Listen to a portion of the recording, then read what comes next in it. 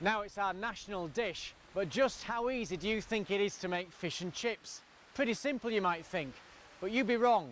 And people are flocking to Yorkshire from all around the world to learn how to make the perfect portion.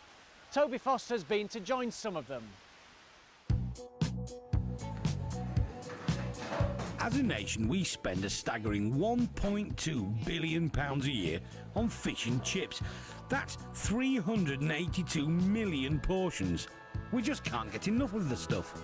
So what is it about this simple dish of fish and potatoes that keeps us coming back for more? It's nice, humble comfort food. I'll be trying my hand at perfecting this famous dish. And we'll be meeting some of the wannabe chip shop owners from all over the world.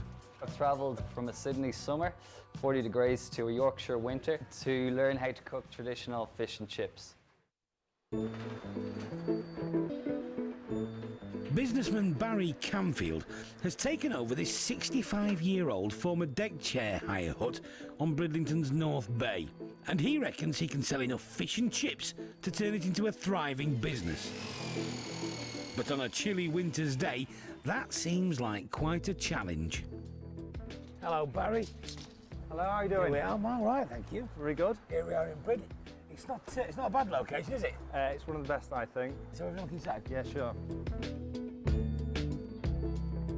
So, Barry, how have you ended up here? I could see the potential. I'm from Bridlington. I've been in catering for the last 15 years, and I could see it was a goer.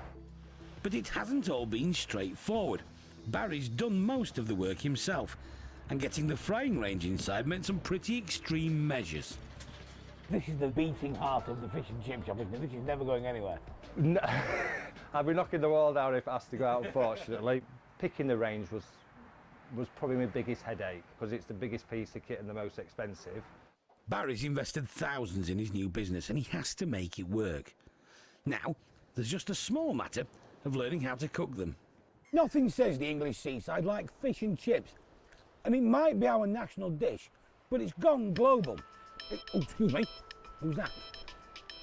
Hello Toby, I'm Hussein and I live in Kuwait. I'll be coming to Yorkshire to learn the secret of making the perfect fish and chips. Like I said, it's every corner of the globe. And just to prove the point further, 10,000 miles away in Sydney, Australia, Jonathan Power and his business partner Mary McCaffrey are a few months away from opening their own chippy. We just missed the proper fish and chips in Australia. You can't get a good bag of fish and chips.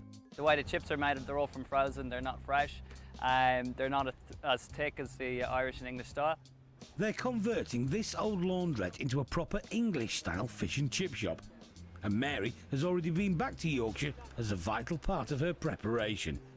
I thought, what can a course in Leeds really teach me about fish and chips? But I spoke to this guy who ran a very successful fish and chip shop in Galway, and he said, Mary, you have to do this course. Now Jonathan's about to make the 20,000-mile round trip too.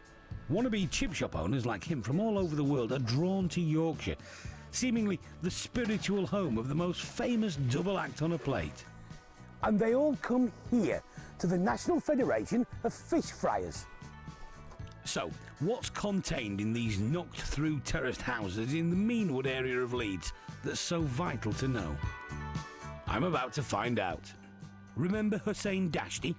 That's right, the man from Kuwait who made my chips go cold in Bridlington. Well, here he is in Leeds.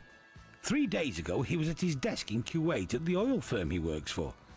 He's got a good life in the Middle East, but he dreams of opening his own fish and chip shop there.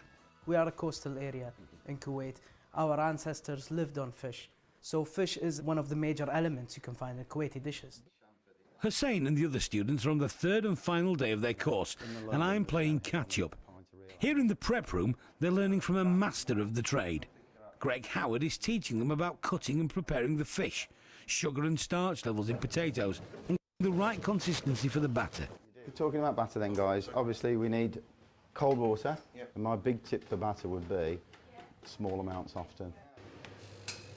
Now it's time to put all the theory into practice in the frying room. Straight in, that's it, lid down.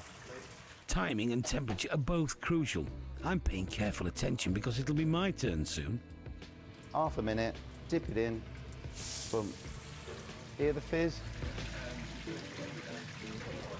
There's some funny shapes left. And assembling in the dining room are locals Edna Beavers and her friends. At 101 years old, Edna is the same age as the Federation and its mascot. She's invited to join the handiwork of the graduates from every course. And I'm making lunch. Let's go in. In about 5 or 6 minutes' time, we'll have perfect fish. Nice portion of chips. On with the fish. And I've got fish and chips. I've been told to give these to Edna. Oh, yeah. Hello, Edna. Are you Edna? Hello. Hello, love. Fish and chips, look at that. The guys over here made it a science. Really? So, yeah, many interesting stuff, many tips going on around. So the combination of having a practical session, then a theoretical session, made this experience just amazing. So are there currently any fish and chip shops in Kuwait? Actually now I've been to one. Right. Yeah, it's an Australian chain. I've been to it, observed it. Not the kind of fish and chips I was looking for. Yes, and we've heard about Aussie fish and chips already. Sounds like Hussein could make a fortune in Kuwait with no decent chippies. But back on the Yorkshire coast, Barry's competition here in Bridlington couldn't be tougher. Just a mile from his beachfront takeaway, this was voted the best fish and chip shop in the country. Barry's got his work cut out. I like competition. It makes you up your game. Yes, I know it's there, but I'm going for awards as well, so everybody else watch out. Fighting talk, Barry. And he's determined to learn from the best in the business. Yeah. That's your frying temperature, look there. Now, I did have to pinch myself when I saw the prices. Believe it or not, here they actually teach people how to make money. Craig Buckley's a former Young Friar of the Year. He travels the world for the Federation, helping open new chip shops. If they're soft and soggy, because of either the dry matter was wrong or your cooking methods are wrong, they're not going to think they get as much. Just presentation-wise, it looks so much better than it.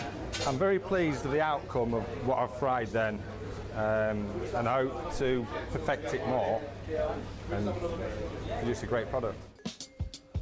Our Irish Aussie is now in Yorkshire, and he's glad of the heat of the deep fat Friers. Of course, you're an astute businessman. This has cost you a lot of money. We're at the end of the course now. Has it been worth it? We need to, I suppose, improvise our fish and our chips to the Australian market and to the hot climate. Even the defrosting, they're talking 4 hours to defrost fish. The guys are saying it'll probably be half an hour for me. Who are you going to be selling to? I think initially it'll be the expat community over there.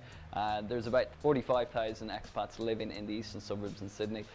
Where our shop will be right on the beach in Coogee, which is really the hub of where it's all happening. Are people looking for this? They're looking for a taste of home? Exactly, yeah, they do. They love to be reminded at home, and that's one of the hardest things with being so far away. So, have I learnt anything? Well, now I know I want a fish and chip shop. No, really.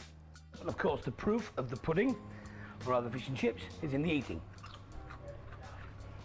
Look at the beautiful, flaky fish. I'm quite proud of that. Barry in Brid and Jonathan on the other side of the world in Australia are now both serving in their newly opened fish and chip shops. So there you have it. People from all over the world are tucking into this iconic dish, served up by graduates from what's become Yorkshire's International University of Fish and Chips.